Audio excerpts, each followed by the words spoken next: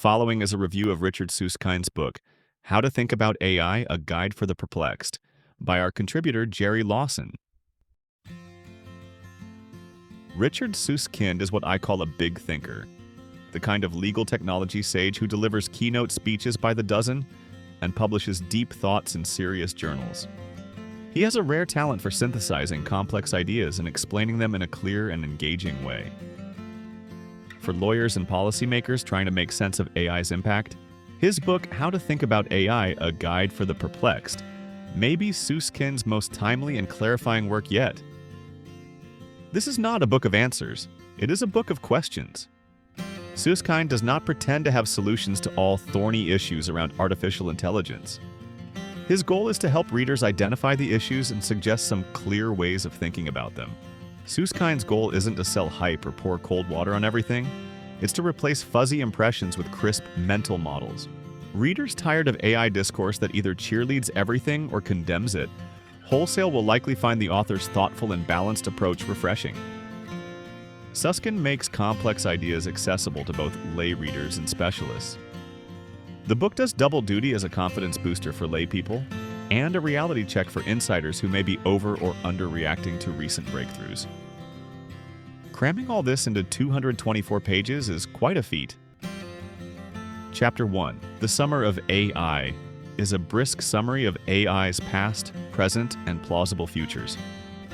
Susskind sketches the early dreams of computer scientists, the winters when funding dried up, the deep learning renaissance of the 2010s, and the current era of generative models.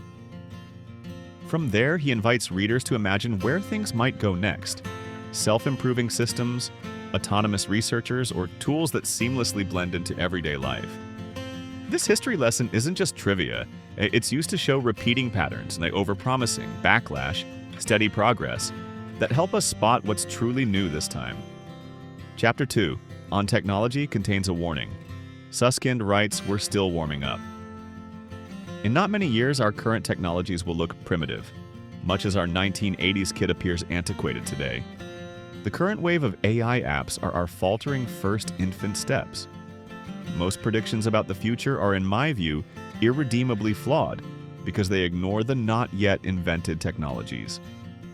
He notes that Ray Kurzweil's law of accelerating returns appears to be coming into play. Information technologies like computing get exponentially cheaper because each advance makes it easier to design the next stage of their own evolution. These are probably the reasons why even top computer scientists, including Stephen Wolfram, cannot explain how generative AI works. Susskind quotes Wolfram, "It's complicated in there and we don't understand it, even though in the end it's producing recognizable human language." The implication? We're not just on a new road. We may be building a new kind of vehicle while already driving at speed. Chapter 3, titled Process Thinking and Outcome Thinking, sets the stage for following chapters by contrasting the views of two heavyweight public intellectuals, Henry Kissinger and Noam Chomsky. Kissinger praises AI to the heavens. Chomsky thinks it's basically worthless. Susskind's explanation for the contrast is that Kissinger focuses on outputs, while Chomsky focuses on process. Process thinkers are interested in how complex systems work. Outcome thinkers are interested in the results they bring. Process thinkers are interested in the architecture of systems. Outcome thinkers concentrate on their function. Outcome thinkers also tend to be bottom-up thinkers, preoccupied with overall impact. This is a key distinction that explains a lot about differences of opinion about AI. Since AI apps don't think the way humans think, process thinkers tend to dismiss them as useless. Outcome thinkers are more pragmatic, focusing on the demonstrable practical benefits. They understand that machines don't need to copy us to deliver the outcomes or outputs that customers, clients, and users want from their providers. Lawyers trained to analyze process may be predisposed to dismiss AI's unfamiliar logic, missing the forest, or useful results for the trees or alien methods. Next up, Chapter 4, titled Confusions, explains some AI fallacies. This includes how process thinking can contribute to myopia about AI and its effects, including not us thinking. Susskind writes, professionals see much greater scope for AI in disciplines other than their own. Doctors are quick to suggest that AI has great potential in law, accounting, and architecture, but instinctively they tend to resist its deployment in healthcare. Lawyers assert confidently that audit, journalism, and management consulting are ripe for displacement, but offer special pleadings on its very limited suitability in the practice of law and the administration of justice. Chapter 5, We Don't Have the Words, makes the point that talking about AI requires a new vocabulary.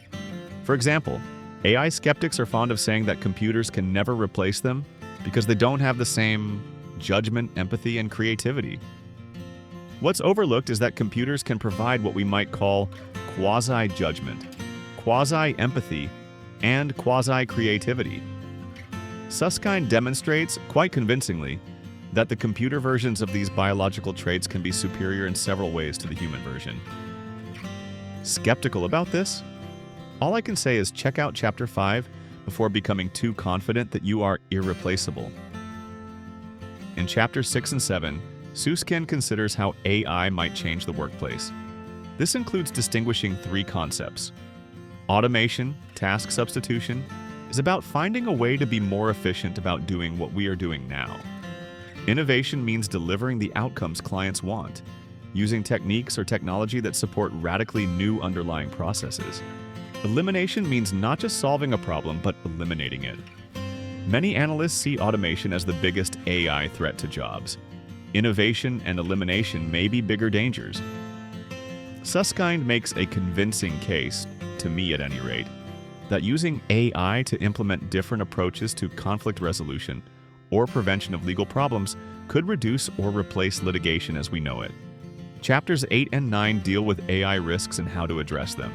Rather than engage in unfocused hand-wringing about the risks of AI, Susskind organizes his analysis using a simple table, which I recommend you take the time to read. Having laid out the risks, Susskind provides suggestions for dealing with them. He emphasizes measured urgency rather than end-of-the-world hysteria. His message is that policymakers and the public need to grasp the size and speed of current AI shifts. Not because disaster is inevitable, but because decisions made in the next few years will ripple for decades. The subtext, burying your head in the sand, isn't a neutral act. It quietly hands the steering wheel to whoever is paying attention. The final 3 chapters address philosophical ideas and speculation as to what the future may hold for AI and humanity. Discussions of Plato's allegory of the cave, Umwelten and Kant's distinctions between phenomena and noumena, most likely won't engage the attention of every lawyer, but Susskind's conclusion most likely will. He writes, "My guess is that we have at least a decade to decide what we want for humanity, and then to act upon that decision, if necessary, emphatically and preemptively, through nation and international law. Our future will depend largely on how we react over the next few years."